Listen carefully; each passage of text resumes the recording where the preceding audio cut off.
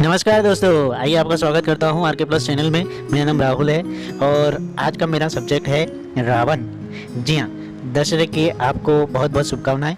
जी हाँ दोस्तों, आज आपको मैं बताने वाला हूं रावण की कुछ अकल्पनीय और अनसुनी बातें जो आप नहीं जानते। सबसे पहले रावण का नाम सुनते ही लोगों के मन में अहंकारी राजा और क्रूर इंसान की छवि आ जाती है, लेकिन ऐसा नहीं है। सबसे पहले मैं आपको बता दूं कि रावण महर्षि विश्वा जो एक ब्राह्मण थे और राक्षसी कैकसी का पुत्र था, जिसकी वजह से वो आधा ब्राह्मण और आधा राक्षस था। आइए आपको बता दूं कि रावण की अल्प कल्पनीय और अनसुनी बातें। दोस्तों, रावण की आज 5 बातें मैं आपको बताने वाला हूं जो आप नहीं जानते हो। जी हाँ, सबसे पहली बात, रावण का नाम रावण कैसे पड़ा। जी हाँ दोस्तों, रावण शिवजी का भक्त था। एक बार वो कैलाश पर शिवजी को लंका ले जाने के लिए आया था। तब भगवान तपस्या में व्यस्त थे। उस वक्त रावण ने पूरा कैलाश उठा लिया और वो देख शिवजी बहुत क्रोधित हो चुके थे। ये ने तुरंत अपना पैर कैलाश पे रख दिया और उसके बाद रावण की उंगली दब गई। फिर इतना दर्द के बावजूद भी वो जोर जोर से शिव तांडव गाने लगा। उस वक्त भगवान भी सोच में पड़ गए कि इतना पेन होते हुए भी कोई इंसान ऐसी भक्ति कैसे कर सकता है। उस समय भगवान ने रावण को रावण का उपनाम दिया था। रावण का अर्थ होता है जोर से दहाड़ना। नंबर 2, रावण को दशिश या दशमुख क्यों कहा जाता है। उसके 3 रीजन है। सबसे पहला रीजन ये है कि रावण को 6 शास्त्र और 4 वेदों का बहुत ही अच्छा सा ज्ञान था। उस टाइम एक मस्तक में इतना आना बहुत ही असंभव था, इसलिए। दूसरा, रावण के पिता ने एक मोती की माला बनाई थी जिसमें 10 प्रतिबिंब दिखते थे और वो माला रावण हर युद्ध में पहनता था। तीसरा, रावण ने ब्रह्मा जी को प्रसन्न करने के टाइम उसने अपना सिर काट के दे दिया था। उस वक्त वो अपना सिर काटता था, उसके अगले ही वक्त दूसरा सिर उस पर लग जाता था। ऐसा 10 बार हुआ। आखिर में ब्रह्मा जी ने उसको प्रसन्न होकर रावण को अमृतत्व दिया और वो अमृत को रावण की नाभि में प्रदान किया। तब से वो दशमुखा नाम से प्रचलित है। मैं बता दूं कि रावण बहुत बड़ा साहित्यकार और बहुत ही बड़ा ज्ञानी भी था और रावण के सामने ज्ञान के मामले में कोई टिक नहीं सकता था।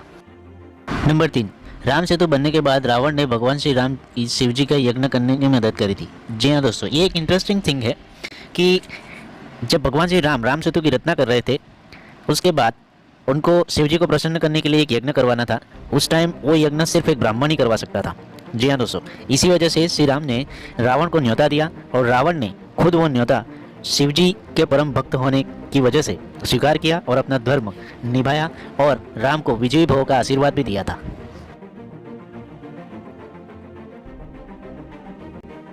4, रावण को अपने परिवार से बहुत प्यार था। जी हाँ, रावण का भाई कुंभकर्ण को इंद्रासन चाहिए था, लेकिन कपट की वजह से उसने निंद्रासन बोल दिया और उसकी वजह से उसको निंद्रासन का वरदान मिला।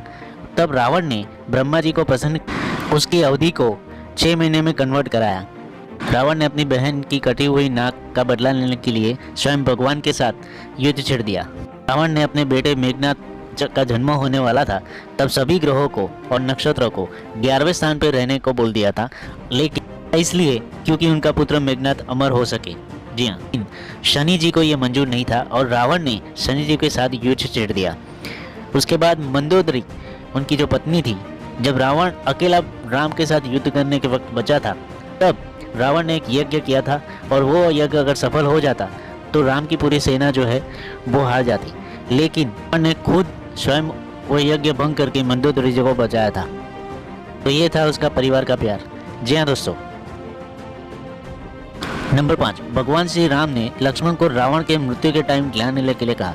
जी हाँ, जैसा कि आप जानते हो कि रावण बहुत ही ज्ञानी था, उसकी वजह से उन भगवान श्री राम ने लक्ष्मण को जब रावण मृत्युशय में था तब उनको स्वयं रावण से ज्ञान लेने के लिए कहा।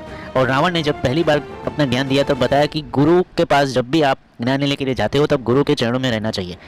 ऐसे बहुत से ज्ञान रावण ने लक्ष्मण को दिया और भविष्य में उसको अपने जीवन में अप्लाई कर सके और अपने शासन को अच्छे से न्याय दे सके। उसकी वजह से रावण ने लक्ष्मण को अच्छे से ज्ञान दिया। तो रावण खुद सर्वशक्तिमान था, तीनों लोगों पर राज करता था, ज्ञानी था, इनफैक्ट सोने की लंका का स्वामी था, उसके पास सब कुछ था। परंतु जब अहंकार और अन्याय होने लगता है तो उसका अंत निश्चित होता है। ऐसा रावण के रूप से प्रतिम होता है और वो रूप प्रतिम होने के लिए ही रावण को बनाया था। भगवान राम ने अधर्म के सामने धर्म की विजय करवाई और ऐसे ही इस दिन को हम विजयादशमी कहते हैं। जय श्री राम। दोस्तों, आपको मेरा ये सब्जेक्ट अच्छा लगा हो तो प्लीज़ प्लीज़ प्लीज़ मेरे चैनल को सब्सक्राइब करिएगा। धन्यवाद। जय श्री राम।